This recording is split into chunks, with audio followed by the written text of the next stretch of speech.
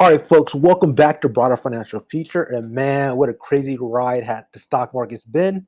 But in today's video, let's talk about one of my favorite Charles Schwab dividend ETFs. But before we get started, if you're new to the channel, make sure you hit that subscribe button. It really helps out. We're almost at 1,000 subs, so help us cross that barrier. In addition, don't forget to smash that like button. It brings great fortune to somebody out there in the world, but it definitely puts a smile on my face. So let's make me smile and put a thumbs up. All right, folks, let's jump into today's video. It's all about Charles Schwab ETF, ticker SCHD.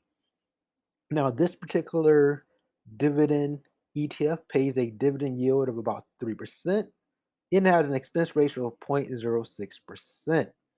One thing I love about a dividend ETF, particularly in this case, it takes out the work of trying to figure out which individual dividend stock I want to buy, like Johnson and Johnson or Apple or AGNC, whatever the dividend stock is. It kind of takes out that work for you because it's a bucket of multiple different dividend stocks.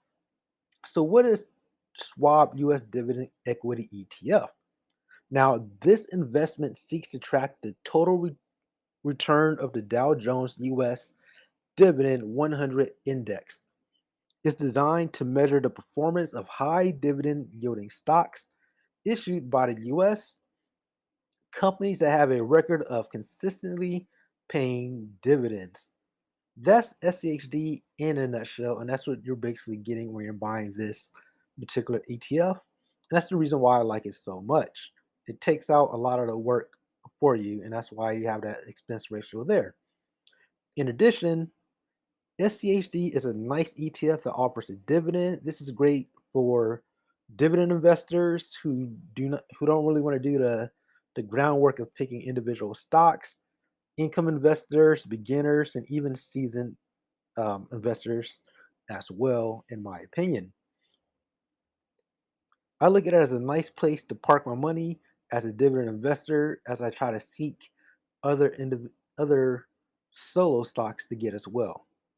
And because it's an ETF, you can buy it on most brokerage accounts like Robinhood, Webull, Fidelity. You're not just stuck with Charles Schwab. It's not exclusive to Charles Schwab brokerage, but even though you can buy it there as well, and that's the beauty of an ETF. Now let's look at the performance, right? Last month it's up about 1.4%, 3 months up about 1.3%. Year to date is only down 2.7%. Now typically like, man, it's down, but man, there's some stocks that's down big. Netflix and so forth. There's a lot of stocks that's just not doing well this year. And even if you compare it to VOO, which is down 13%. So this one's definitely holding its own. As a somewhat of a nothing safe, but somewhat of a safe haven compared to a lot of other performing individual stocks in some ETFs. Now, when you look at the 1 year and the 3 year performance, it's up either 3% or around 18%, and that's another reason why I like it as well. It's not only giving a dividend, it's also growing in growth as far as the ETF cost as well. This particular ETF has about 102 holdings. When you look at the top 10 holdings, they make up about 40% of the total portfolio. And let's look at some of these individual stocks. You have Merck, Pfizer, Coca-Cola, IBM, Amgen, Pepsi, Verizon, Broadcom, just to name a few. And some of these stocks I own individually, and some of these are some of my favorites, like Pepsi. But overall, it gives you those stocks. That way, you don't have to actually pick that individual stock. It's already here. So it's less risk when you're just picking one stock. But also, you don't get the huge reward of one stock actually bounces up. In addition, you have this particular ETF is exposed in the following sectors from finance, information technology, consumer staples, healthcare, industrials are some of the biggest, but also has a bit in utilities, materials, energy, communication services, and consumer discretionary. So that's what you're getting with this ETF.